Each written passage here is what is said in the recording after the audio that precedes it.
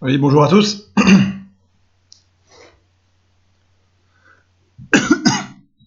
Est-ce que y a du monde dans le chat? Est-ce qu'il y a du monde tout court? Bon, alors, on va voir ça.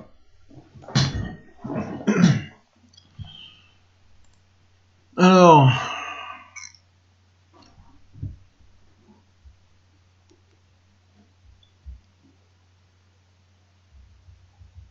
bonjour Mario.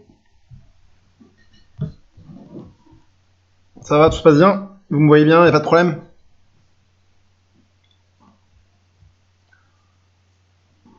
Bon, de mon côté, tout semble vert, donc je pars du principe que tout va bien.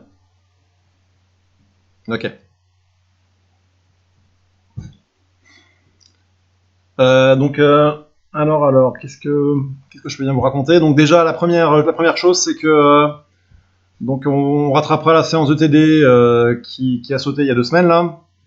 Donc désolé, hein, je pensais pouvoir l'assurer, mais j'étais dans un endroit où la connexion était pas suffisante. Donc la fibre, enfin il n'y a pas la fibre partout. Donc voilà, première chose. Deuxième chose, a priori il y aura un contrôle continu jeudi prochain. Pas demain, le jeudi en 8. Hein, je vous rappelle bien, c'était prévu donc le 11 mars. Ok. Donc le 11 mars probablement. Alors c'est pas sûr hein, tout ça. Je vous enverrai la confirmation sur April aussi tôt que possible dès que je l'ai. Hein, c'est juste une question de réservation de salle. Donc je vous enverrai la confirmation sur April dès que je l'ai. Et a priori ça serait jeudi 11 mars de 13h à 14h, quelque chose comme ça. Ok. Donc je vous tiendrai au courant dès que j'en sais plus. Dans le chat là, s'il y a plus de monde. Bon après, on peut aussi faire télé juste pour Mario, hein, c'est pas un problème, mais juste histoire que je vois si je suis seul.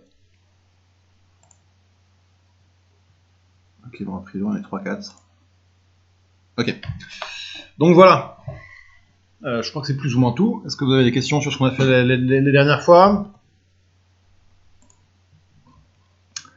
Ok. Donc je vous rappelle, la dernière fois on avait... ce qu'on avait fait, on avait fait quelques petits trucs. Alors, on a fait tous les exos de la part de chapitre 2, sauf le 2, qui est beaucoup plus calculatoire, hein, je vous rappelle. Bonjour Azelen. Ok. Donc la dernière fois, on a fait tous les exos du, du chapitre 2, sauf le 2. Donc aujourd'hui, on va faire le 2, évidemment. Ça va sans dire. Dans l'exo 2, pourquoi est-ce que je ne l'ai pas fait la dernière fois? Tout simplement parce qu'il est beaucoup plus calculatoire. Hein, les calculs. Bon alors malheureusement, je sais bien que c'est pas forcément votre gros truc. Hein. Bon, c'est gros truc d'aucun étudiant, hein, c'est pas compliqué de dire ça. Simplement, faut savoir en faire. Faut savoir calculer un minimum. On fait des maths. Donc l'exo 2. Alors, avant de faire l'exo 2, il y a quand même un truc. Alors vous êtes des physiciens, donc quand même c'est un truc qui doit vous parler. Il faut quand même un petit peu de la science. Hein. Quand j'en fais avec mes biologistes, personne ne connaît ça.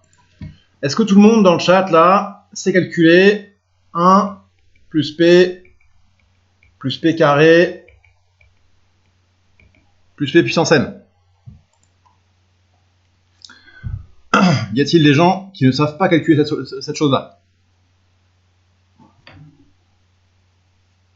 Bon, je vous demande pas si vous connaissez le résultat. Hein. Déjà, d'une part, il est donné dans votre feuille de télé. Ça, la plupart des gens connaissent. Hein. Ça, c'est une des formules les plus importantes que vous avez vues en terminale. La question, c'est est-ce que vous savez le calculer? Dans le chat. Comment est-ce qu'on fait pour calculer ça?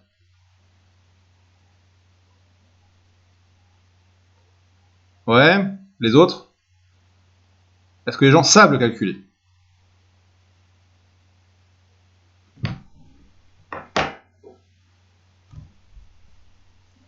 Bon, la jeunesse, il est 8h du matin, là. On est un petit peu réactif.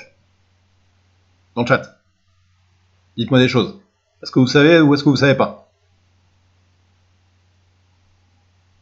Ok Mario, j'ai compris que tu savais pas. Les autres. S'il y a les autres. L'intérêt de faire les cours en direct, hein, c'est que vous soyez un petit peu réactif, quoi. Hein. Parce que sinon, bon, bah, simplement, ne vous levez pas à 8h du matin et regardez les cours.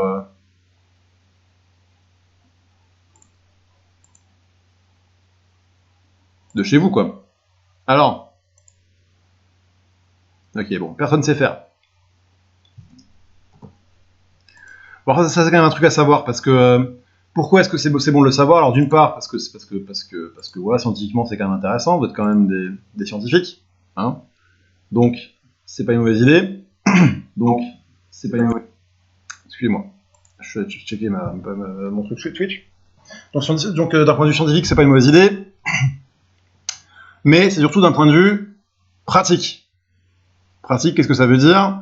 Ça veut dire que c'est très possible d'oublier comment ça fonctionne. Enfin, c'est très facile d'oublier la formule exacte. Hein. Donc, alors cette quantité-là, je vais l'appeler S. Bon, ça dépend de n. Hein, il y a un n là, donc je vais l'appeler Sn. Ok? Sn, c'est 1 plus p carré plus p puissance n. D'accord? Alors, il y a un truc absolument merveilleux qui consiste, d'une part, à regarder le cas p égale 1. Ok? Si p égale 1, bah on fait 1 plus 1 plus 1 plus 1. 1 plus 1 plus 1 plus 1, n plus une fois.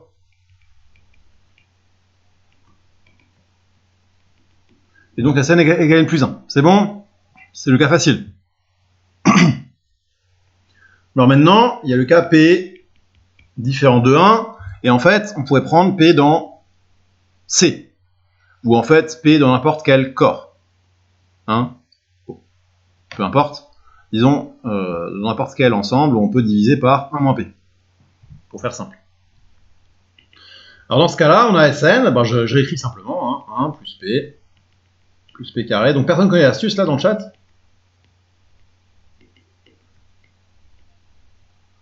Ça vous dit rien?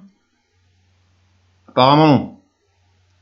Toute l'astuce, c'est de multiplier Sn par P. Donc j'obtiens P fois Sn.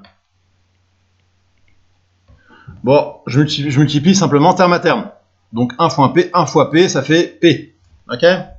Donc P plus P carré plus P cube plus 3 petits points. P puissance n moins 1, quand je multiplie par P, ça me fait P puissance n. Plus P puissance n plus 1. Ça vous rappelle des souvenirs peut-être? Peut-être. Bon. Donc là j'ai deux lignes. J'ai la ligne grand 1. La ligne grand 2. Ok? Et si je fais grand 1 moins grand 2, j'obtiens à gauche Sn moins P fois Sn. Et à droite, eh ben, j'ai plein de trucs qui... Donc j'ai 1 plus P carré plus machin plus P puissance n, moins P carré, moins P cube, etc. Donc j'ai des termes qui se tuent les uns les autres. P disparaît avec P. P carré disparaît avec P carré. P au cube disparaît avec P cube. P puissance n moins 1 disparaît là. Bam bam. Qui c'est qui me reste? Il me reste 1. Il me reste P puissance n plus 1. Donc tout ça, ça fait 1 moins P puissance n plus 1. Ok? Bon, et maintenant, Sn moins P fois Sn, je peux mettre Sn en facteur. Donc ça me fait Sn facteur de 1 moins P égale 1 moins P puissance n plus 1. Ok? Et donc, comme P est différent de 1, je peux diviser par 1 moins P.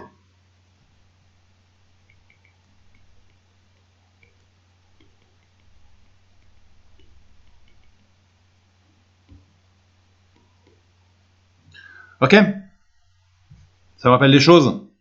Bon, c'est une preuve que vous avez déjà vue moult fois. Hein. Ça fait pas de mal de la rappeler. Une autre manière de faire serait par récurrence, par exemple. Hein. C'est bon? Est-ce que ça vous rappelle des choses? Forcément. Il n'y a pas 36 manières de le faire. Hein.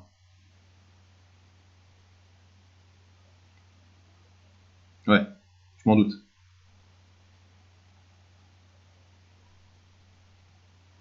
Ok. Bon, donc ça, c'est à connaître. Hein. Ça fait partie un peu de la culture générale scientifique, si vous voulez. Savoir calculer la somme des sommes géométriques. Bon, d'une part, ça sert tout le temps si vous faites de la science. Bon, je sais pas à quel point vous ferez de la science dans votre vie, mais ça sert quand même tout le temps. Et surtout, dans le cadre d'un examen, d'un machin, d'un truc, est-ce que c'est 1 moins p puissance n plus 1? Est-ce que la somme commence en 1? Est-ce que le machin commence... Enfin, vous voyez, cette formule, la formule en rouge, là, en un certain sens, elle n'est pas très stable. Hein. C'est-à-dire que c'est facile de pas s'en souvenir. Ok? C'est facile de plus savoir quel est l'exposant, quel est le machin, quel est le truc. Ce dont c'est facile de se souvenir, c'est de cette méthode. Ça prend, bon là j'ai détaillé, mais ça prend environ 3 lignes. Donc si vous avez un doute, ok, si vous avez un doute, refaites ce que je viens de faire. Ça prend 2 lignes, comme vous pouvez le voir. Hein. Donc c'est quand même pas la mer à boire. D'accord? Plutôt que d'apprendre bêtement la formule en rouge, la formule au carré en rouge qui en va à droite, encore une fois elle n'est pas stable. Hein, c'est un truc, ça varie beaucoup. En quel terme commence la somme, en quel terme machin, si la somme commence en P, si elle s'arrête en n puissance n plus 1, je sais pas trop quoi. Ok? C'est pas c'est pas une belle formule quoi, hein, si on veut. Donc, sachez la redémontrer. C'est mon conseil, après vous en faites ce que vous voulez évidemment. Hein. Ok. Donc alors maintenant,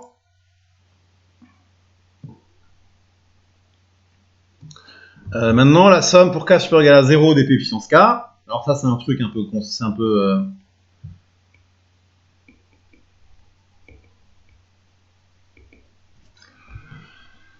Alors ça c'est un peu une introduction à la théorie des séries. Bon évidemment on va pas faire des séries, des séries ensemble, hein, ça nous emmènerait beaucoup trop loin.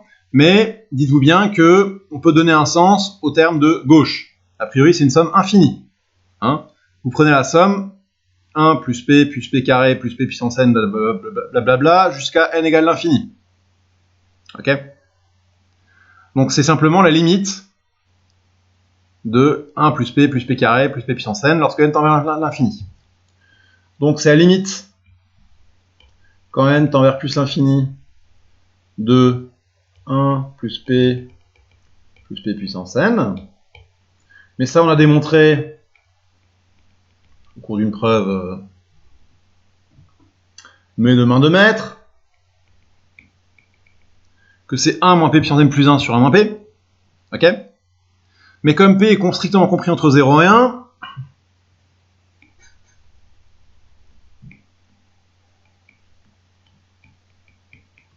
on a p puissance n plus 1 qui tend vers 0. Ok? Donc, ça c'est égal à 1 sur 1 moins p. Parce que le p puissance n plus 1 tend vers 0. Ok? Ça va là dans le chat? Ok, la somme des p puissance k pour k supérieur ou égal à 0, c'est 1 sur 1 moins p. Ça, on va s'en servir de manière récurrente dans cet exercice.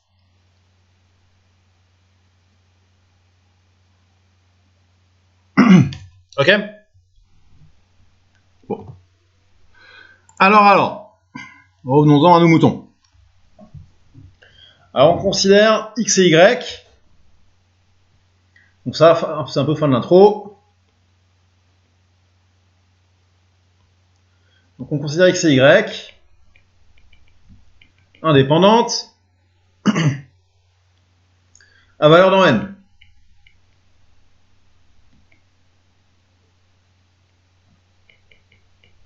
Ok? Et on dit que la probabilité que x vaille k, c'est p fois 1 moins p puissance k moins 1.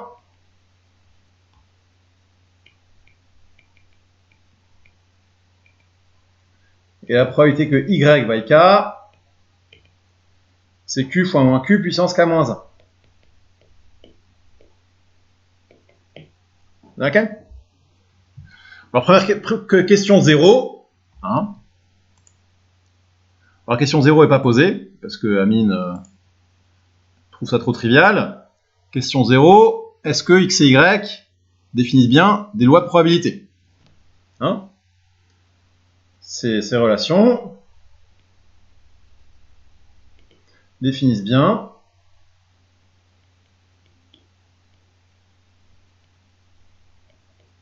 Est-ce que c'est clair pour tout le monde? Probablement pas. D'ailleurs, je crois que vous l'avez vu par la suite, hein, après. Hein. Je crois que vous l'avez vu chapitre 3, que ces choses-là, ce sont ce qu'on appelle des variables aléatoires géométriques. Hein, c'est dans votre bestiaire. C'est quelle page ce truc?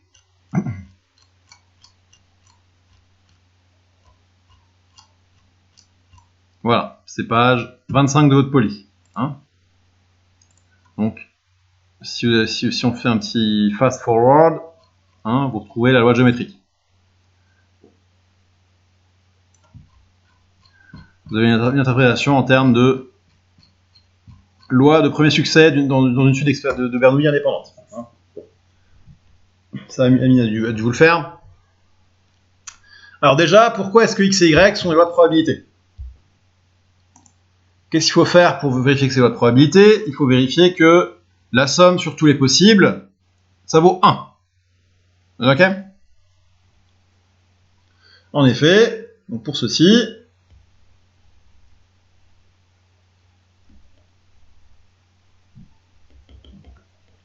il faut montrer que la somme pour k supérieur ou égal à 1 des probabilités que x vaille k égale 1. C'est pas évident a priori. Hein, au vu de la définition, c'est pas vraiment évident. Donc faut le faire. Ok? Bon, bah en avant. Donc on a somme sur k supérieur ou égal à 1 de la probabilité que x vaille k, qui est égal à p fois 1 moins p puissance k moins 1. Ok? Donc p, dans cette somme, je peux le mettre en facteur. Il ne dépend pas de k. C'est égal à p fois la somme. Donc, quand on fait k supérieur ou égal à 1 moins p puissance k moins 1, je peux le réindexer. Comme la somme pour k supérieur ou égal à 0 de 1 moins p puissance k.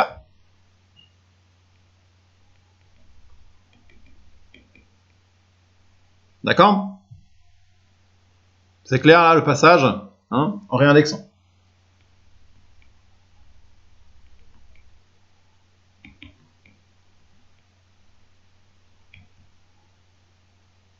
D'accord?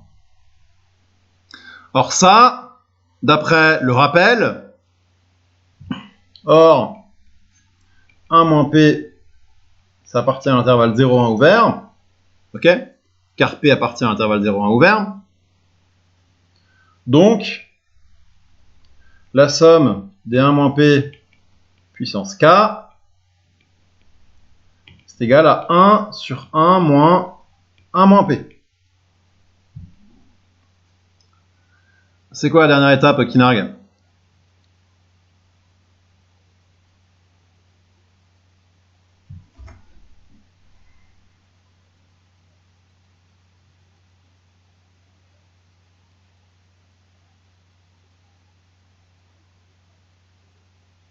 Ah, bah j'ai juste que, je sais pas, p dépend pas de k, donc il est en facteur de tout le monde, donc je le sors quoi.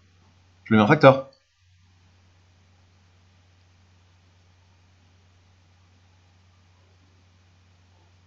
C'est comme si j'écris 2x plus 2y, c'est 2 fois x plus y, quoi.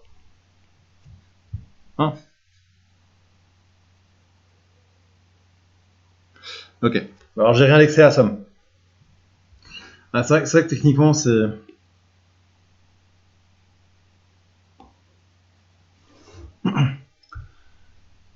J'ai réindexé Kinarg.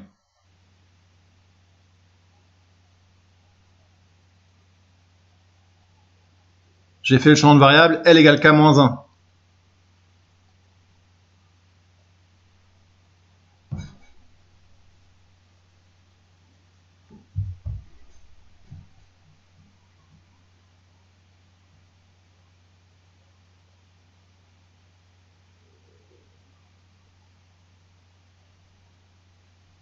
Quand je fais... Vous allez voir. Quand je fais la somme de K égale 1 à 3 de je sais pas moi, UK, c'est pareil que faire la somme de K égale 3 à 5 de U indice K-2. C'est clair ça, Kinarg, ou pas? T'écris simplement les termes. À gauche, c'est U1 plus U2 plus U3. À droite, c'est U1 plus U2 plus U3. J'ai réindexé la somme. Ok? Les autres, ça va dans le chat, là? Ou il n'y en a qu'un seul qui suit?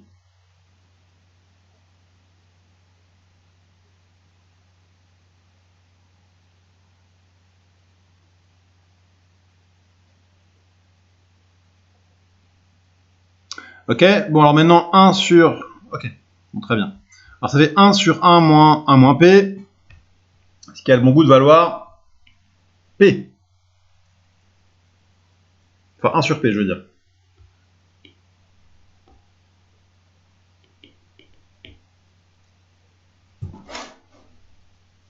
D'où... Ok, bon super. Donc quoi? Donc, on a bien somme de P fois 1 moins P puissance K moins 1 pour K supérieur ou égal à 1 égale 1.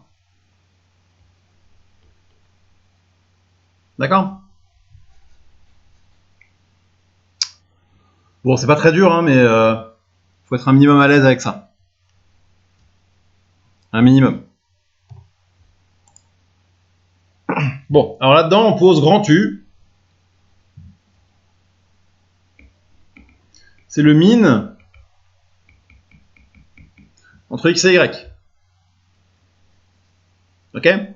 Donc, qu'est-ce que je fais exactement? Donc, j'obtiens X avec une certaine expérience aléatoire, j'obtiens Y avec une certaine expérience aléatoire, et je regarde la variable aléatoire qui est égale au min de ces deux quantités. Ok? Bon, c'est une variable aléatoire qui est bien définie, c'est pas un problème. D'accord? Bon. Et ce qu'on cherche, c'est la loi de Y. Enfin, la loi de U, pardon. Bon, alors ça, c'est pas évident. Donc là, il y a une astuce. Si vous l'avez jamais vu, c'est pas évident. Hein. Donc c'est quoi la probabilité? Donc on vous donne une indication qui est quelle est la probabilité que grand U soit strictement plus grand que K. Alors ça veut dire quoi? Que le min, donc ça veut dire que le min de X et de Y est strictement plus grand que K. Hein, parce que U c'est le min. Vous êtes d'accord avec ça? C'est une tautologie. Ok? Alors maintenant, quand c'est que le min de deux nombres est strictement plus grand que K?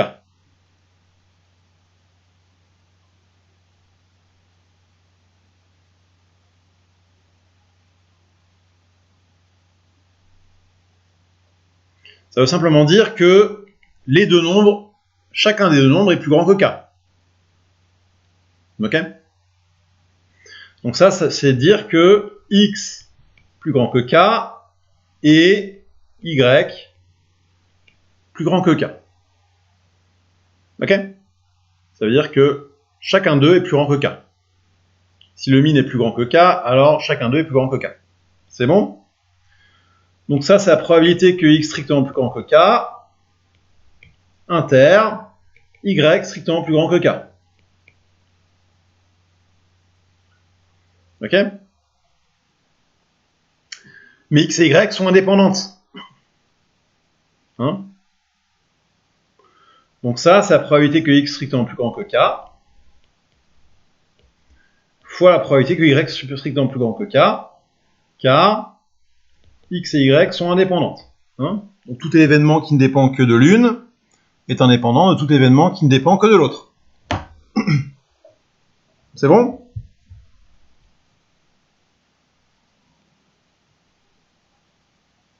Dans le chat? Tout va bien?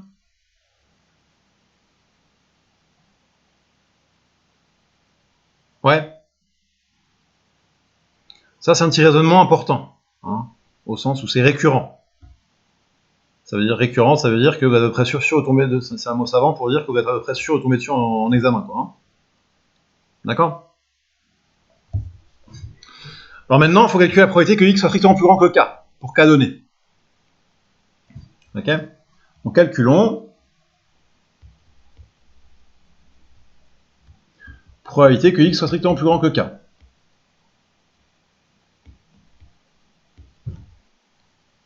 Hein? Donc ça, c'est quoi?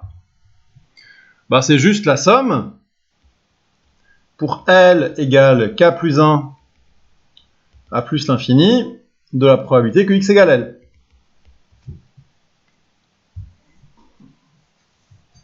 Vous êtes d'accord?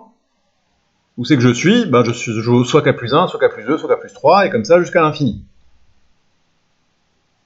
Bon, alors l'expression, le petit plus l'infini là-haut, hein, vous le prenez comme une limite, hein, comme on l'a vu pour la somme tout à l'heure. On peut formaliser ça, il n'y a pas besoin. Nous, on n'aura pas trop besoin, on n'aura pas besoin de formaliser ça plus que ce que je vous dis. D'accord? Donc ça, c'est égal à la somme, pour L égale K plus 1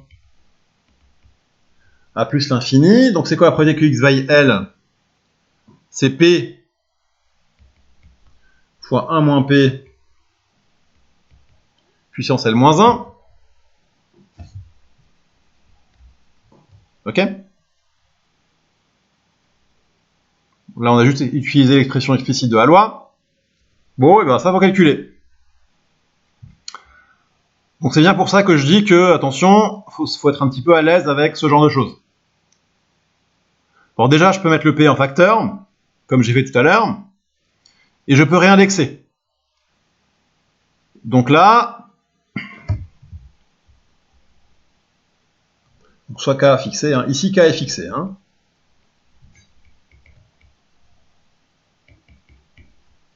Ça, j'ai oublié de le dire. Le K bouge pas.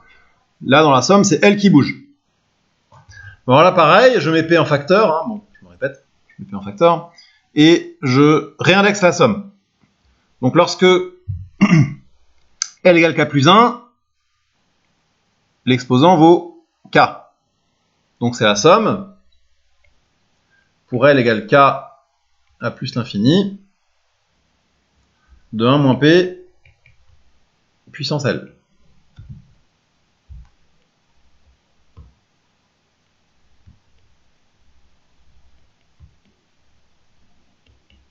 D'accord? Bon. Alors là, je vais réindexer ma somme. Donc c'est P fois la somme. Bon, j'aurais peut-être pu le faire en une seule étape. Enfin, peu importe. Pour L, donc lorsque K varie de L, lorsque L varie de K à plus infini, je peux écrire que c'est 1 moins P puissance L plus K pour L variant de 0 à plus l'infini.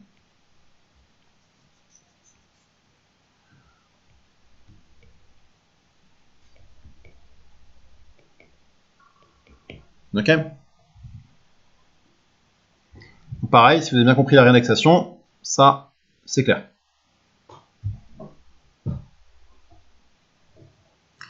Bon, alors là, il y a 1 moins p puissance k qui ne dépend pas de L. Donc je peux le mettre en facteur. Donc ça fait p fois 1 moins p puissance k fois la somme pour L égale 0 à plus l'infini de 1 moins p puissance L. Hein, ça vaut 1 sur p. Et donc tout ça, ça fait 1 moins p puissance k.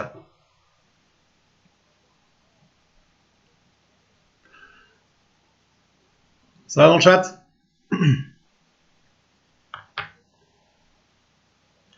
Bon, encore une fois, hein, par rapport au télé précédent, où il y avait beaucoup de conception, comment dirais-je, de compréhension des choses, sans trop de calcul, si on veut. Hein, on a quand même assez peu calculé jusqu'à présent. Là, c'est l'inverse.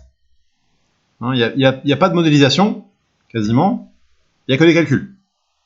Bon, il faut être à l'aise avec les deux. Donc celui-ci, ce TD est assez technique. Au moins, c'est l'exercice. D'accord? Donc ça vous fait bosser un peu les sommes géométriques dans tous les sens. Et les sommes, un petit peu, bon, c'est quand même pas la mer à boire. Hein. On factorise les termes constants. Hein, P il est constant, donc on le sort.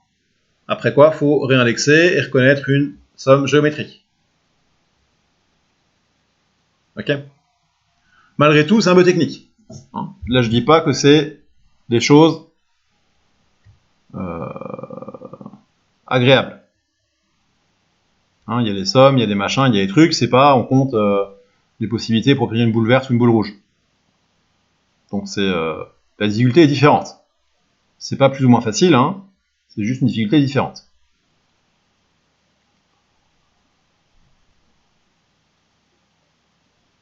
Bon, en chat, c'est bon? Cette page-là, elle vous parle?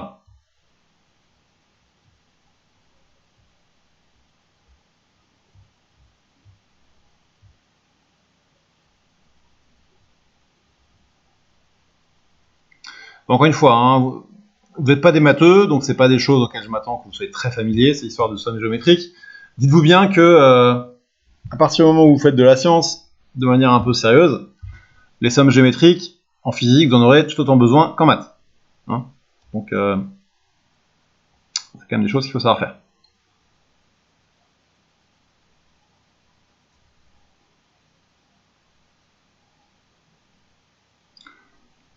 Ouais, bah, je m'en doute hein, que c'est pas évident.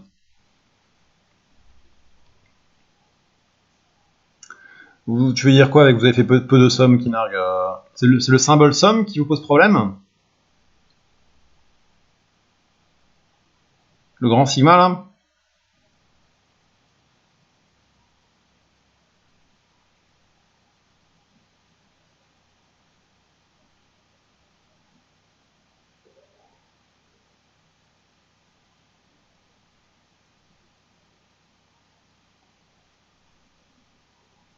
Ouais.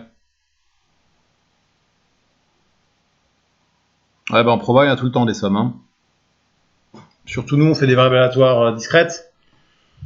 Donc, quand on a une variable aléatoire discrète, souvent, et qu'on vous donne une loi de proba, la première chose à faire, c'est de vérifier que vous avez bien une loi de proba. Donc, vous vérifiez que la somme vaille 1. Donc, vous avez une somme. Bah oui. Donc, des sommes, ouais, si vous n'êtes pas très familier avec le symbole somme, là, faut s'y mettre. Hein.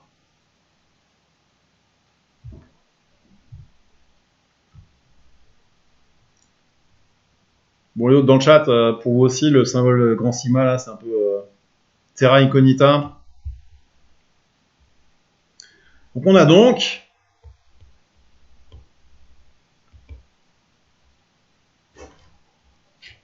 c'est exactement ça, Mario. Ouais, tu résumes ça très bien. Hein, réindexer, c'est juste décaler une somme en utilisant une autre variable, quoi, en définissant une autre variable. Ouais, tout à fait.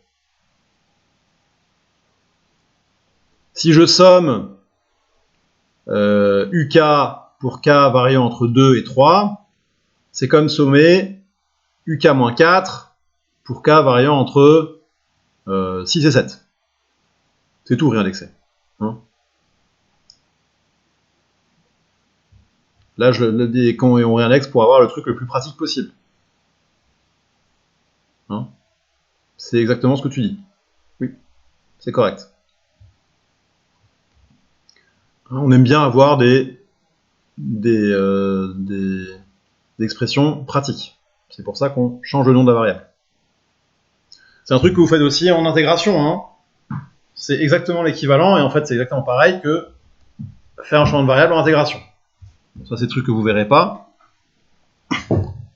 Pourquoi ces choses-là, c'est au fond exactement la même chose. Hein, c'est la théorie de la mesure. Mais c'est moralement la même chose. Quand j'intègre U entre 1 et 2, c'est pareil qu'intégrer U entre, enfin U-1 entre 2 et 3. Ok? Bon. On a donc je reviens à mon expression étoile. Par étoile.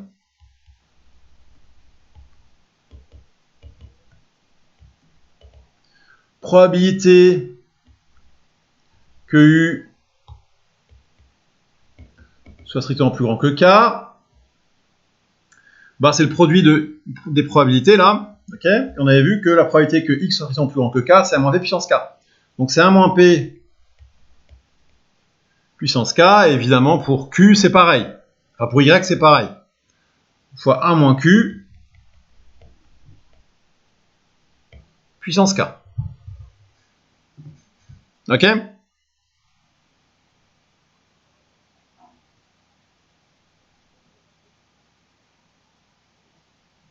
D'accord? Bon, super. Donc maintenant on nous demande de déterminer la loi de U.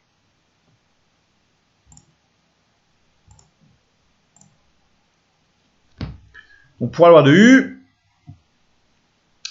donc, on cherche à déterminer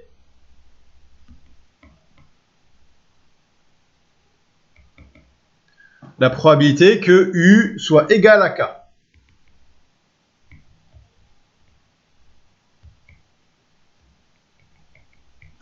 Ok, c'est ça qu'on cherche à faire. Hein, on vous demande la loi de U. C'est ça qu'il faut faire. Ok? Alors du coup, on vient de montrer la relation 2 étoiles. Hein, donc évidemment, il faut servir de la relation 2 étoiles. Ça va sans dire. On vous a donné une indication, il faut en servir. Est-ce que quelqu'un voit comment se servir de la relation 2 étoiles pour calculer la quantité que je viens d'écrire dans le chat?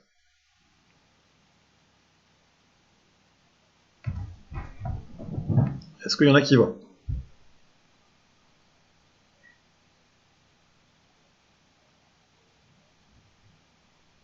Je connais la probabilité que U soit strictement plus grand que K, pour tout K. Est-ce que je peux déterminer la probabilité que U soit égal à K? Est-ce que vous voyez comment faire?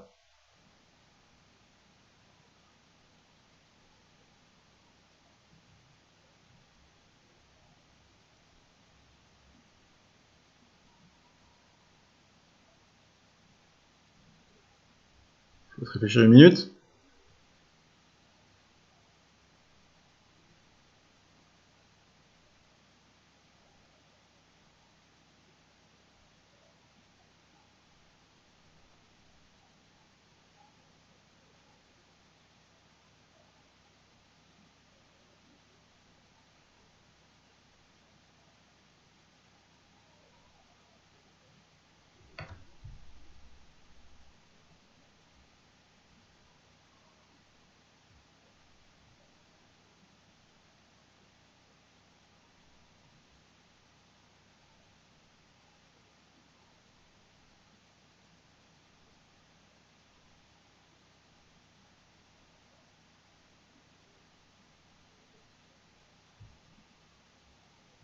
Alors, est-ce que quelqu'un voit comment faire? Ça n'a pas l'air si clair, hein? Bon, donc on écrit. Oups.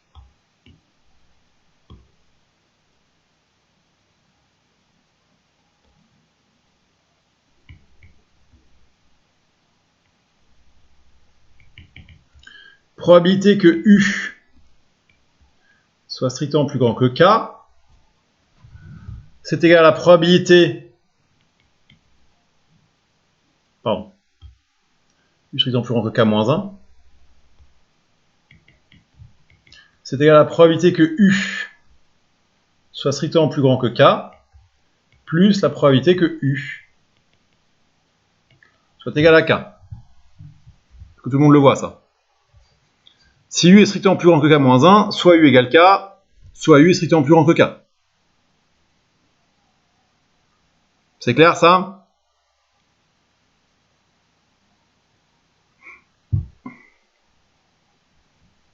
Oui?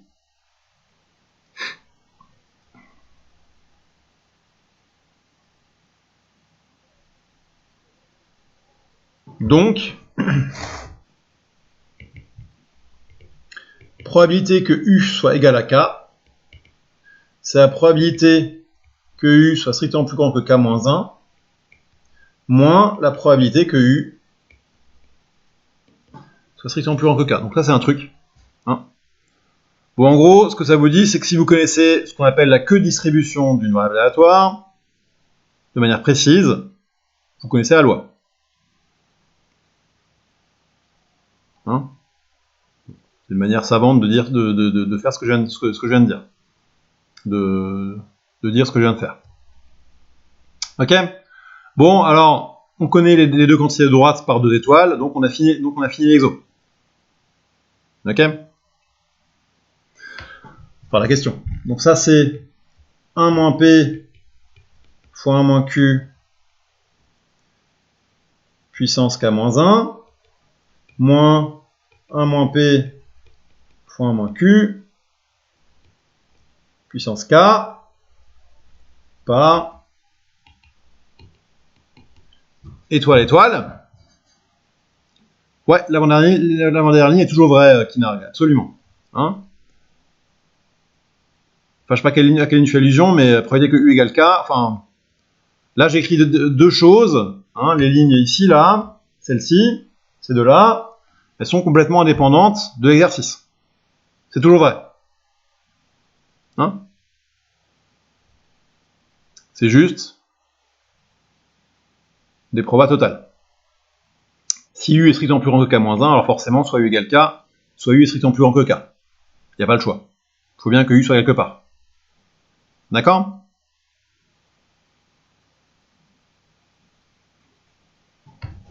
Et donc tout ça, bon, on peut simplifier un tout petit peu. Ça fait 1 moins 1 moins P fois 1 moins Q, facteur de 1 moins P fois 1 moins Q, puissance K moins 1. Ok? Et on remarque que U suit une loi géométrique de paramètres 1 moins P, enfin 1 moins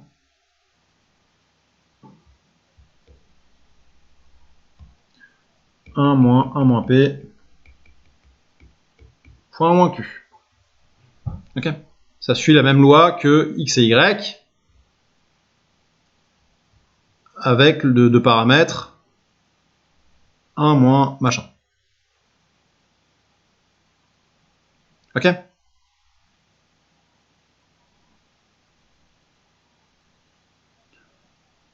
Bon, encore une fois, hein, c'est un grand classique. Si vous maîtrisez bien cet exo, enfin, si vous maîtrisez bien cette question, ça veut dire que vous êtes à l'aise avec les sommes géométriques. Vous êtes relativement à l'aise avec l'indépendance et vous savez reconnaître une loi géométrique. Ok, donc c'est pas si mal.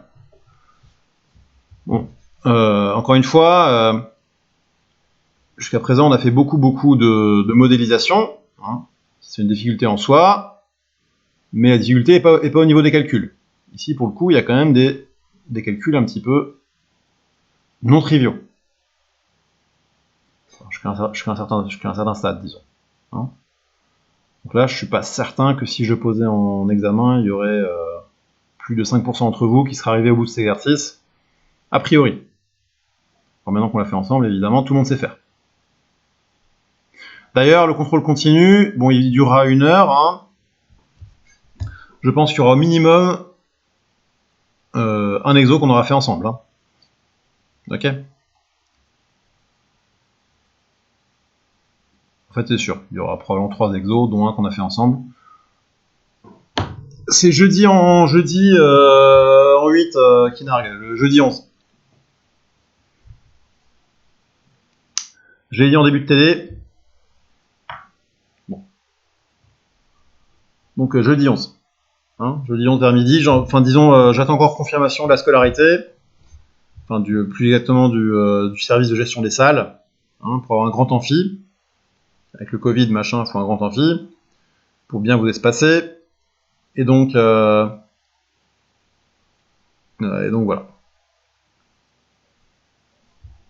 Ok. Donc dès que j'ai confirmation, j'envoie un message sur les prêts. Hein. Alors, on calculer pour k supérieur ou égal à 1. Donc maintenant on pose v égale x moins y.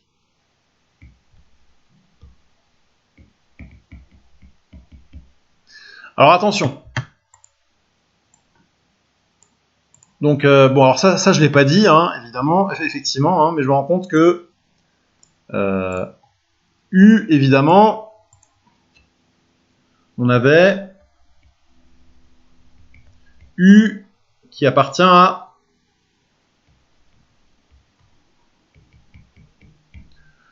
N, simplement parce que c'est le min de 2 nombres, de 2 entiers strictement positifs. Ok. Bon alors V, c'est un peu différent. V de oméga, X et Y peuvent prendre toutes les valeurs dans N. Donc V de oméga, c'est quoi dans le chat? Je fais la différence de 2 entiers. Les 2 entiers peuvent varier autant qu'ils veulent. C'est quoi V de oméga? C'est Z, bien Kinarg. Hein, V de oméga, c'est un peu différent. Je peux aussi obtenir des entiers négatifs. Donc pour préciser la loi de V, j'ai besoin de calculer la probabilité de V égale L pour L variant dans Z. Attention, hein, c'est une petite difficulté. Ok. Ok. Donc alors maintenant, calculer pour tout L dans Z la probabilité que Q égale K et que V égale L. Bon. Et on donne une indication, distinguer les cas L positifs et L strictement négatifs. En avant. Calculons.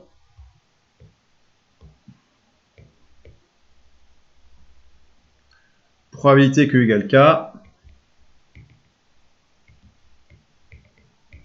V égale L. Pour L supérieur ou égal à 0. Bon, en avant. Donc qu'est-ce que ça veut dire que U égale K et que V égale L? Hein? Donc ça veut dire que donc a priori U et V n'ont aucune raison d'être indépendantes. Hein, donc pour le moment, il faut écrire que c'est pour calculer cette chose-là, il faut utiliser l'indépendance de X et Y. Sinon, on s'en tire pas.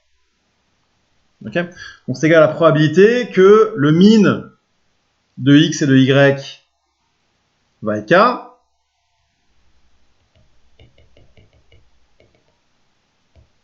Et que X moins Y vaille L. D'accord?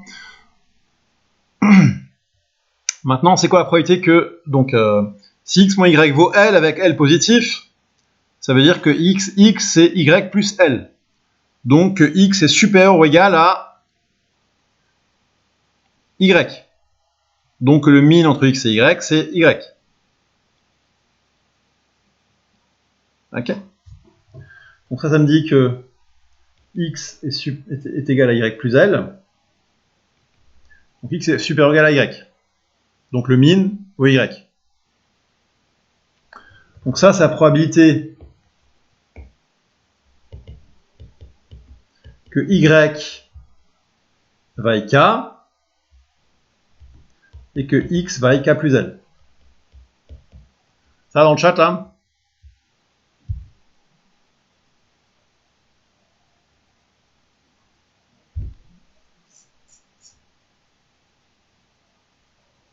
Hein? C'est la chose pas évidente hein, de cette question. Si vous avez compris ça, c'est bon. Enfin, si vous avez compris ça, après, ça roule. Ok, Kinarg, merci. Les autres?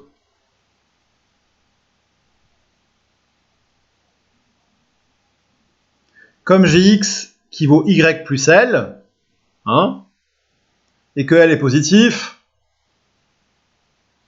dire que x moins y égale l, Mario, ça veut dire que x égale y plus l. D'accord? Avec l positif. X et y plus 5. Ok? Donc, x est forcément plus grand que y. Parce que ça vaut y plus un truc positif. Ok? Donc le minimum entre x et y, c'est forcément y. D'accord? Donc dire que le min vaut k, ça veut dire que y vaut k, et que x vaut y plus l, donc k plus l. D'où cette chose-là. Ok? C'est un peu l'astuce, hein? Bon, mais une fois qu'on a fait ça, c'est fini. Parce que là, de nouveau, x et y sont indépendantes, et donc, on peut utiliser l'indépendance de x et de y.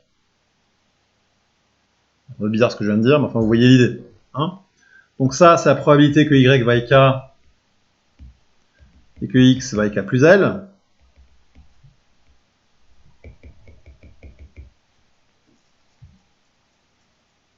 Ok?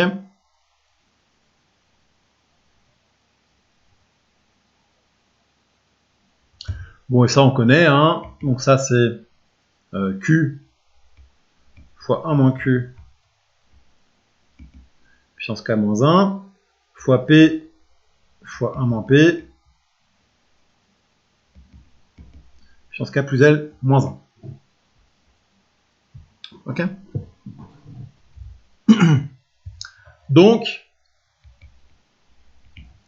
probabilité que u vaille k et v vaille l, ça vaut pq fois 1 moins p, 1 moins q, puissance k moins 1, fois 1 moins p, puissance l. C'est une autre manière d'écrire ça. Hein.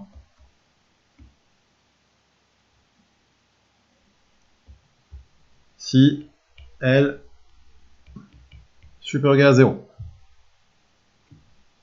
Ok? Bon, c'est une expression un petit peu... bon, qui est ce qu'elle vaut, qui est ce qu'elle est. Hein. C'est pas magnifique, mais c'est comme ça. Hein? Bon, alors maintenant, si elle est strictement négatif,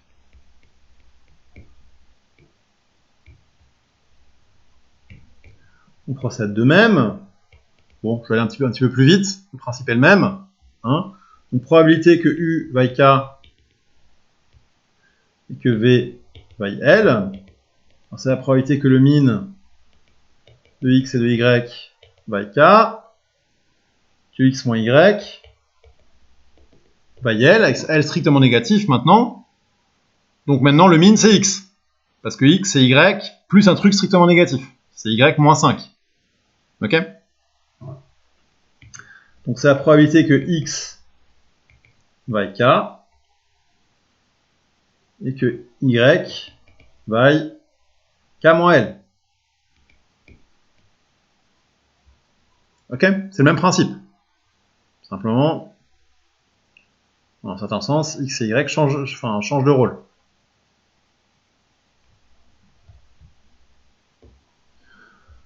Donc c'est égal, donc par indépendance, à la probabilité que x vaille k,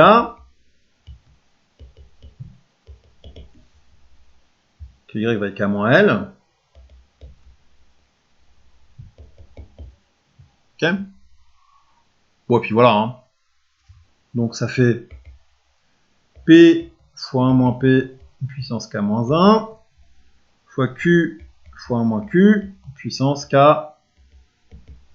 moins L moins 1. D'où probabilité que U vaille K et que V vaille L, c'est PQ. 1 moins P, 1 moins Q, puissance K moins 1 fois 1 moins Q puissance moins L. Si L strictement négatif.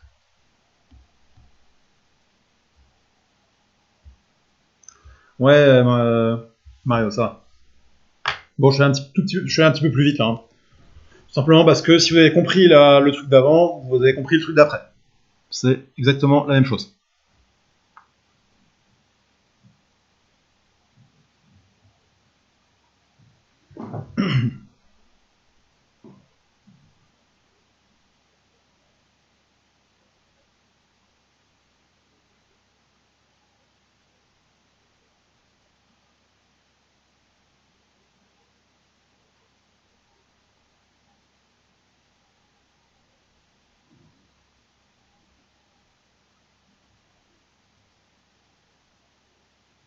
Ok.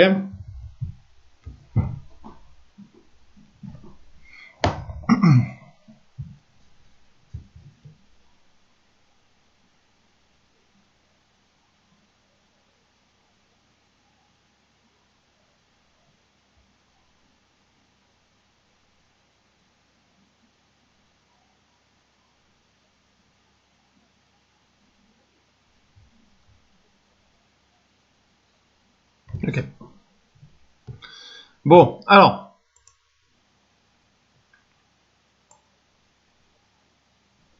Donc en déduire que U et V sont indépendantes.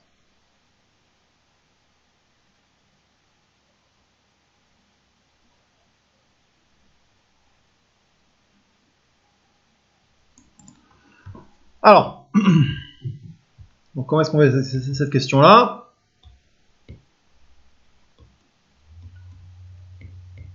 U et V sont indépendantes. Si et seulement si, quel que soit K et L qui appartiennent à N croix Z, on a évidemment probabilité que U vaille K et que V vaille L qui est égal au produit. Hein? Donc il faut vérifier ça. D'accord? Bon alors bonne nouvelle. Hein? Dans la question 1 et 2,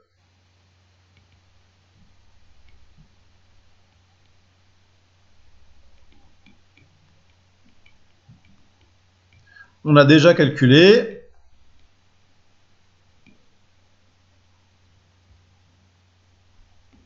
ces choses-là.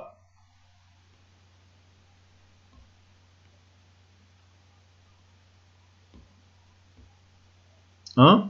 On a déjà calculé ça, on vient de le faire, et on avait déjà calculé ça aussi.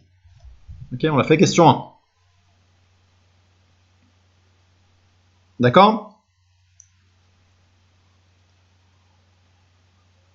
C'est bon?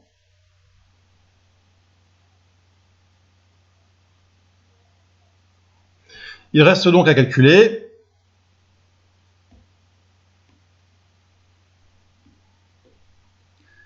il faut donc déterminer la probabilité que V vaille L pour L appartient à Z.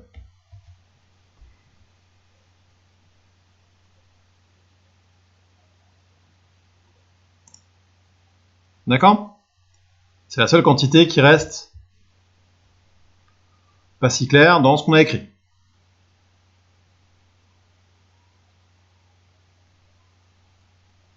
Ok?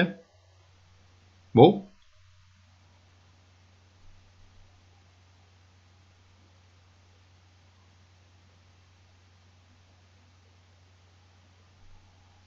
Bon, en avant, hein.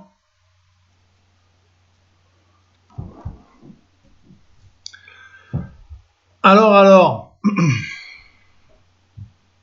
Bon, alors là, il y aurait... on pourrait servir la question 2. On va plutôt le faire directement, je pense.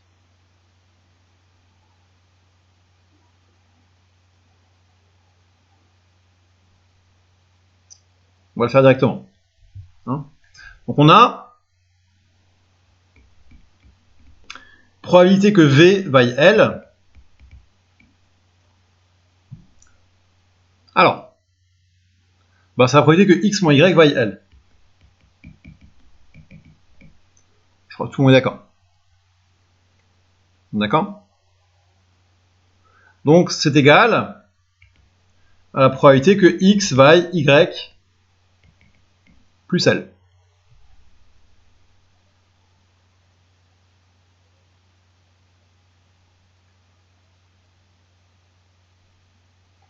Bon, là, de nouveau, il y a deux cas. Hein, ça c'est toujours vrai. Jusqu'à présent, on ne s'est pas avancé. D'accord? Mais il y a deux cas. Si L est supérieur ou égal à 0, alors du coup, si L est supérieur ou égal à 0, parce que bon, faut bien se souvenir que X et Y sont des variables positives. Enfin, entières. À valeur dans N. Ok? Donc,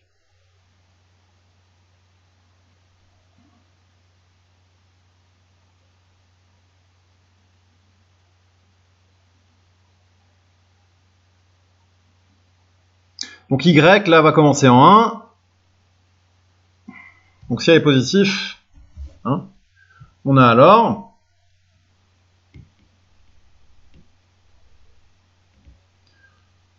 probabilité que X égale Y plus L, c'est la somme pour K, donc je somme sur toutes les possibilités pour Y, de la probabilité que X vaille Y plus L. Voilà. Y, ça commence en 1. Ok?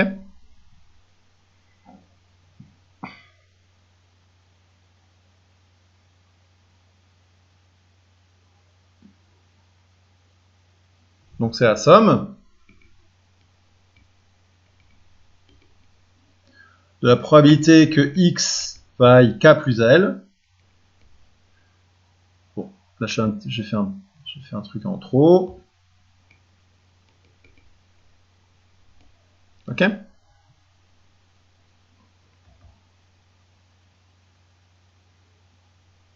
Bon. Bon, et puis voilà. Hein. Ça maintenant, on commence à connaître la musique. Vous commencez à connaître la musique. Donc c'est égal à la somme pour k égale 1 à plus l'infini de la probabilité que x vaille k plus l fois la probabilité que y vaille k par indépendance.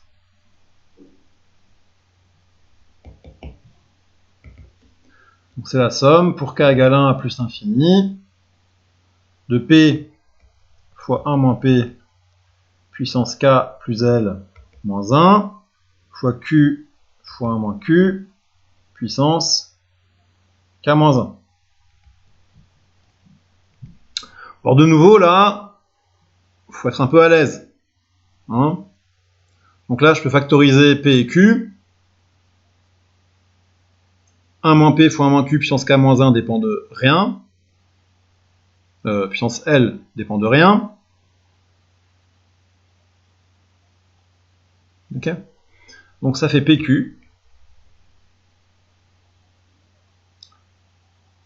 fois 1 moins P puissance L fois la somme pour k égale 0 à plus l'infini de 1 moins p fois 1 moins q puissance k. J'ai rien d'excès.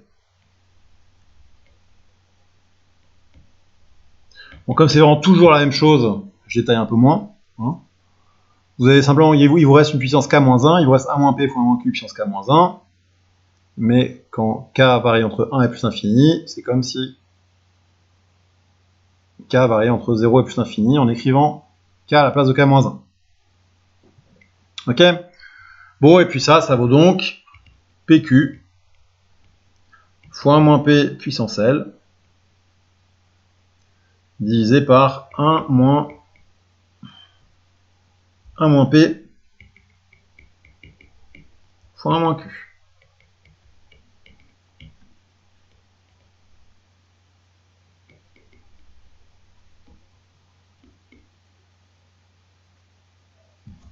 Ok. Bon, encore une fois, je vais un peu plus vite. Je sais que je vais plus vite. Bon. C'est simplement parce que c'est vraiment toujours la même chose.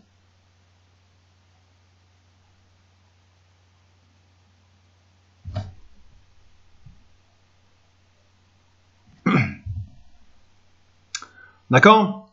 Bon, est-ce qu'on refait les calculs dans le cas où L est négatif? Évidemment que non. Dans le cas où L est négatif, hein, si L est strictement négatif, on a probabilité que V vaille L, c'est la probabilité que donc x moins y vaille L, donc c'est la probabilité que y moins x vaille moins L.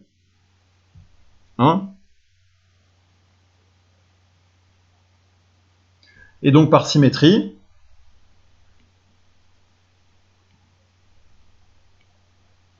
je pense que j'ai perdu absolument tout le monde dans le chat là. Bon, déjà plus personne ne réagit, ce qui est quand même pas bon signe.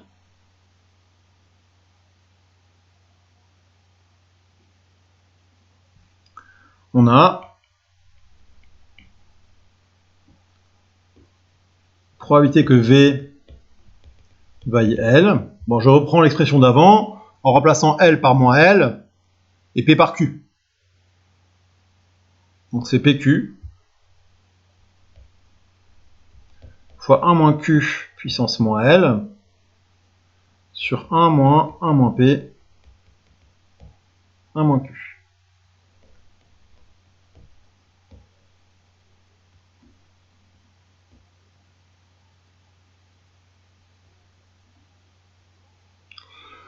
Ok.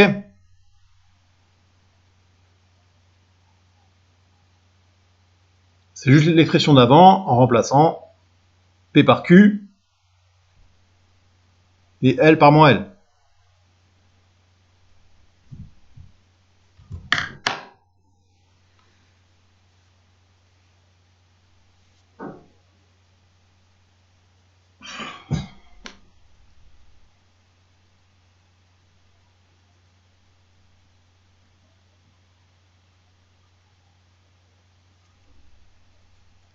Bon, est-ce qu'il y a encore de la vie dans le chat là? Ou est-ce que vous êtes tous...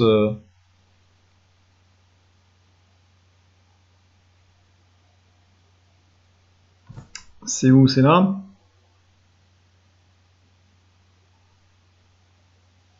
Ah! C'est juste découper suivant toutes les valeurs de Y possibles. Hein?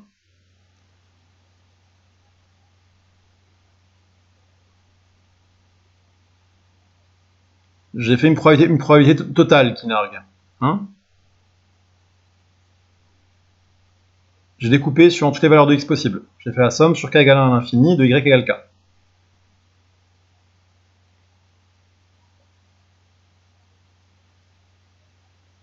Hein?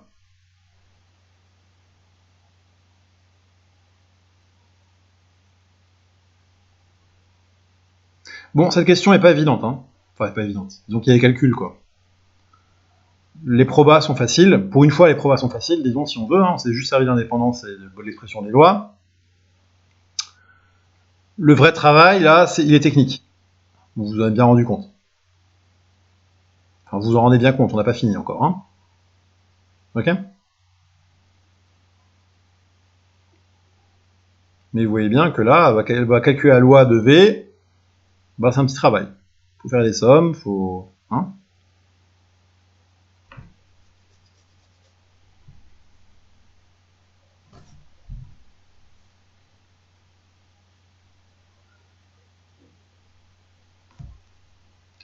Qui c'est qui a suivi dans le chat, là? Moi, j'ai peur qu'il n'y a pas grand monde qui ait suivi.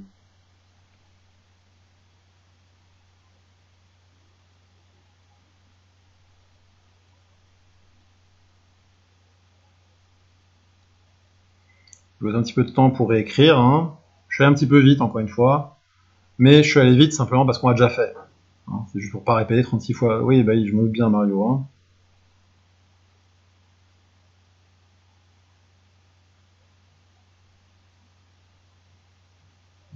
Il n'y a pas de vraie difficulté, hein, au sens où il n'y a pas de concept difficile, il y a juste des calculs. Okay. Alors, on se sert de manière répétée de plein de trucs qu'on a vus au début. Oui, c'est un peu compliqué, je sais, SDLN, c'est compliqué, c'est exo et technique. Mais on se sert de manière répétée de trucs simples. C'est des trucs à avoir en tête. Alors, le truc, c'est que... Ouais, effectivement. Hein. Toute la clé, c'est qu'il faut être un petit peu à l'aise avec ces trucs de série. Un tout petit peu. Alors, on ne demande pas la mer à boire. Hein. On demande juste de connaître la série géométrique.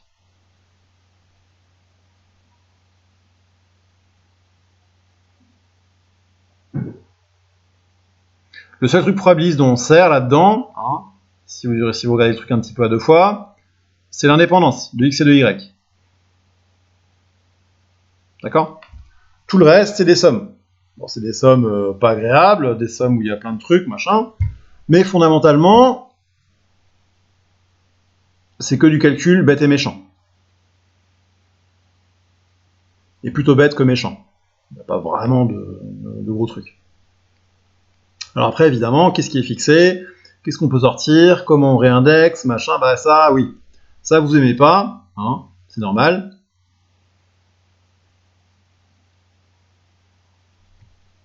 Mais il faut le reprendre un petit peu à tête reposée aussi, hein, cet exercice.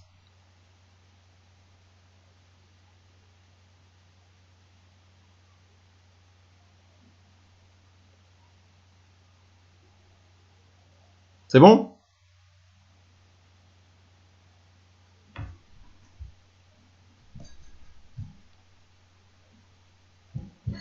Ok.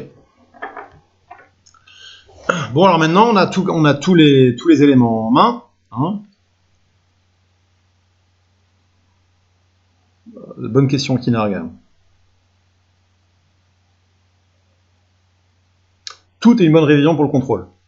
Il faut tout savoir faire dans ce qu'on a fait. Disons, cet exercice est un petit peu différent des autres, hein, au sens où, dans la plupart des autres exos, on aime bien vous embêter avec la modélisation. Hein, c'est un truc auquel Amine tient beaucoup, il a raison. Hein. C'est vrai que c'est un truc qui est trop souvent mis de côté. Les probas, c'est avant tout de la modélisation. Hein. Donc comprendre vraiment ce qui se passe, ça implique de bien comprendre l'étape modélisation. C'est quoi oméga, c'est quoi la probabilité. Hein. Déjà, ça, si vous, bon, à titre personnel, si c'est le seul truc que vous avez retenu de ce cours, moi ça me paraît déjà pas mal. Hein. Mais ça n'empêche pas que, bon bah, les probas, c'est aussi beaucoup de manipulation, de sommes, de séries, de réindexation, de techniques mathématiques avec lesquelles vous êtes un peu moins familier, disons.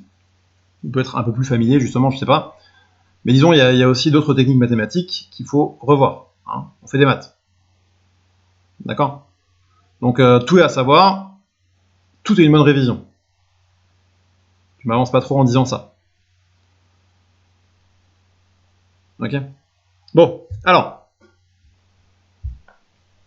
Il faut maintenant vérifier, comment est-ce qu'on va appeler, 3 étoiles en vert. Hein, je vous rappelle que le but de tout ce bazar, c'était de vérifier que U et V sont indépendantes.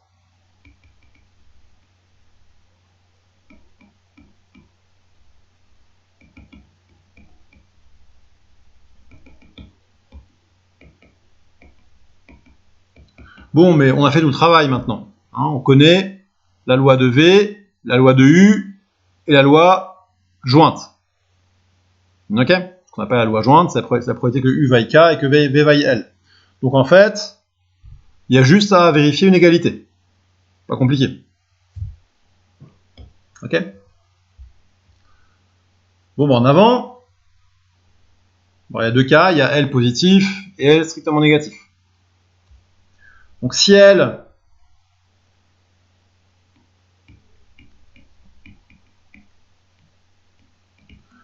est positif, on a la probabilité que U vaille K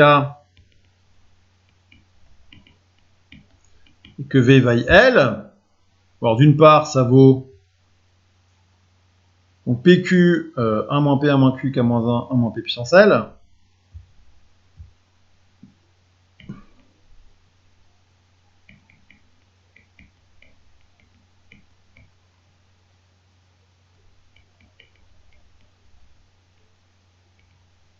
D'accord?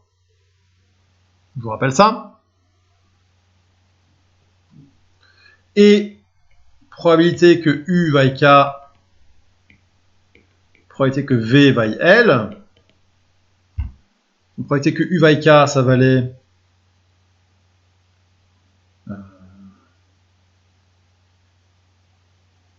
1 moins 1 moins P, 1 moins Q, fois 1 moins P, 1 moins Q, puissance K moins 1. Probabilité que U vaille K. Hein, fois probabilité que V vaille L, qui vaut PQ, fois 1 moins P, puissance L, sur 1 moins 1 moins P, 1 moins Q. Ok? Ça, c'est la probabilité que V vaille L.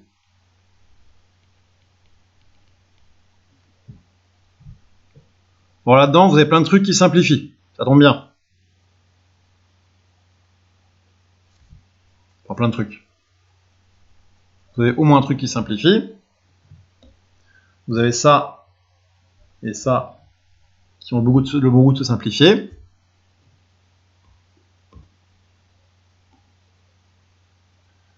Et donc, c'est égal à PQ fois 1 moins P, 1 moins Q, puissance K moins 1.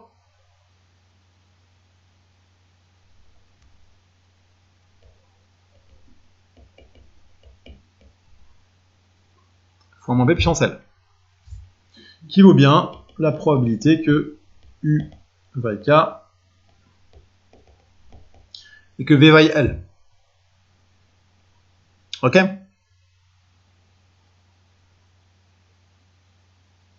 Alors maintenant, il faut faire l'autre cas.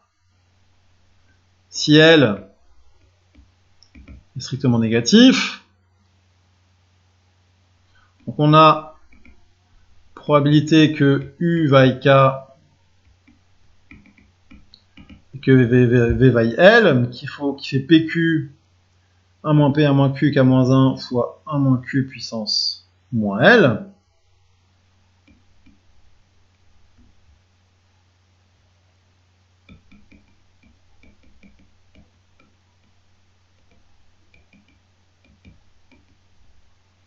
Ok?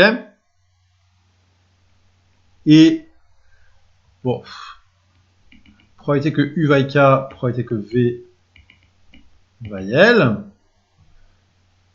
Alors ça fait 1 moins P, 1 moins Q fois 1 moins P, 1 moins Q puissance K moins 1. C'est la probabilité que U vaille K. La probabilité que V vaille L, on va calculer là. Donc c'est PQ, 1 moins Q puissance moins L. Bon, ça marche pareil, hein. Sur 1 moins P, 1 moins Q.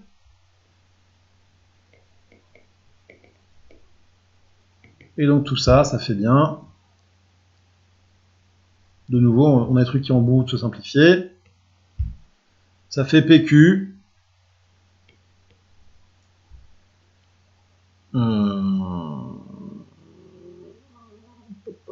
1 moins P, 1 moins Q, puissance K moins 1. 1 moins Q, puissance moins L. Bon, ça fait ce que ça doit faire. Hein.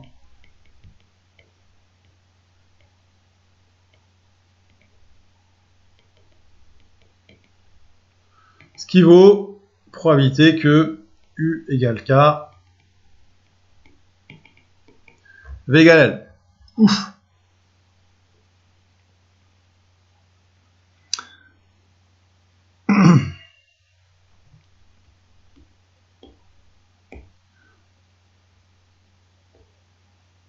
On va donc bien vérifier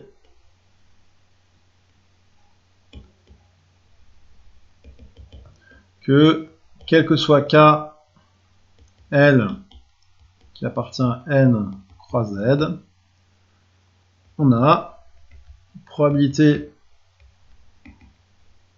que U vaille K et que V vaille L égale probabilité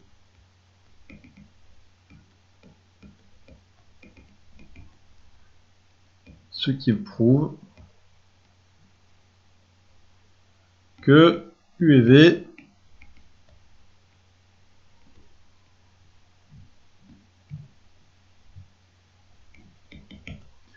sont indépendantes.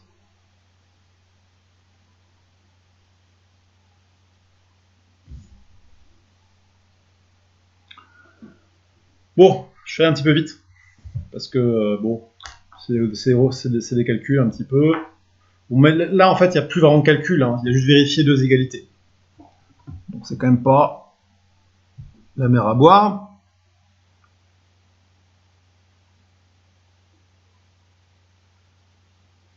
Même si les expressions sont un petit peu longues, hein, c'est quand même pas si dur que ça. Tout simplifie, quoi. C'est fait pour.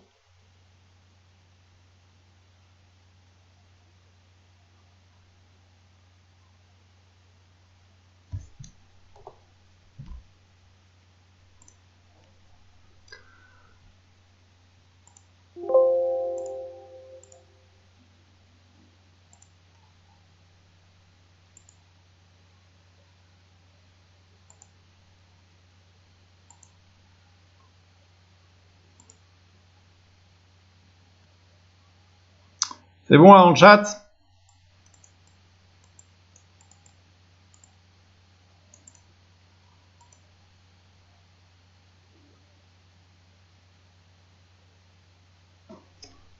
Super, c'est bon pour au moins une personne.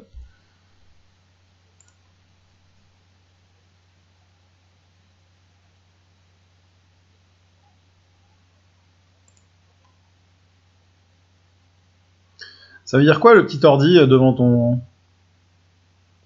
pseudo, qui nargue, là? GL, good luck, have fun, pledge?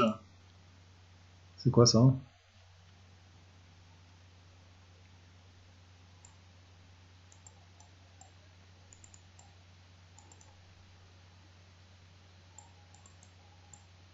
Kinark, tu es un VIP de Twitch, c'est ça?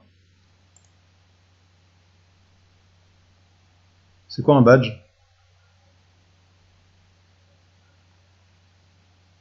Ah, c'est un petit message a priori sur Twitch, c'est ça?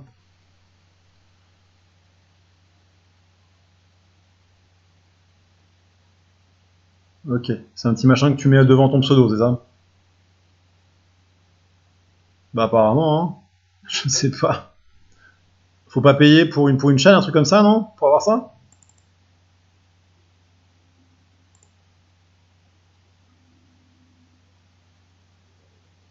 C'est une sorte de convention mondiale de bon comportement. Ok.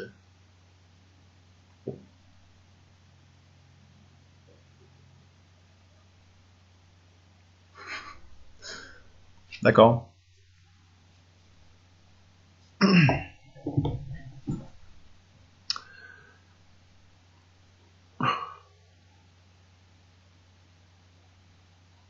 Ah, ok, d'accord.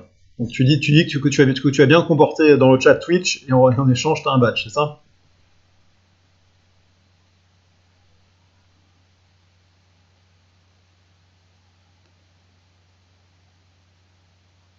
C'est ça, Kinara, que tu confirmes?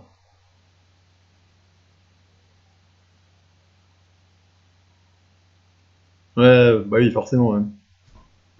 Bon.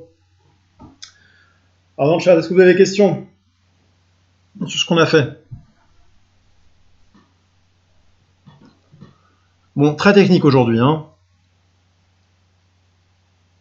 C'est pas dur, hein, encore une fois. Il n'y a pas de truc conceptuellement dur. Hein. Mettez-vous bien ça en tête. Les difficultés aujourd'hui étaient de nature très différente de ce qu'on a fait jusqu'à présent. Ce qu'on a fait jusqu'à présent, c'est de là, il y a beaucoup de modélisation et les calculs étaient faciles. Là, les calculs sont pas forcément plus durs, hein, fondamentalement. Simplement, ils sont plus formels. Il y a beaucoup de sommes géométriques, de P, de Q, de distinguer L positif, L négatif. Hein. Ça vous donne plus mal à la tête. Vous aimez pas ça. C'est normal. Ok? Simplement, il n'y a pas eu de modélisation. Donc, en quelque sorte, c'est plus des maths auxquelles vous êtes, disons, habitués. Hein. Donc, bon, c'est un peu différent. Évidemment, on veut aussi que vous sachiez faire des maths en dehors de la modélisation. Hein, les probas, il y a beaucoup de maths qui n'ont rien à voir avec le fait de modéliser un problème. D'accord? Donc, bon. Ça fait partie du charme des probas. Ok. Bon, alors je vous tiens au courant pour le contrôle continu. Hein. J'espère qu'il pourra avoir lieu la semaine prochaine. Encore une fois, tout est question d'amphi, assez grand, pour vous accueillir tous. Il faudra avec les deux groupes en même temps. Donc, ouais, avec le Covid, machin, hein, faut avoir un truc où vous ayez assez d'espace. Hein. C'est toute la difficulté. Bon, bah écoutez, on va s'arrêter là. Donc a priori, on se revoit mercredi prochain, même lieu, même heure. Et oui, il faut aussi que je rattrape le TD qu'on a raté.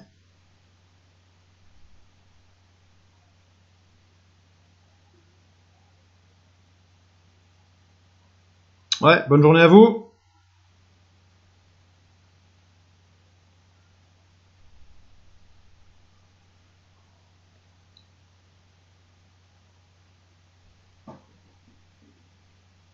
Et bon travail. Hein. Relisez ce qu'on a fait aujourd'hui. Hein. C'est quand même... pour le contrôle la semaine prochaine, hein. Je ne garantis pas qu'il n'y aura pas au moins une question tirée de cet exercice. Hein. C'est une vraie possibilité. Allez, bonne journée, bonne fin de semaine. Et bon courage.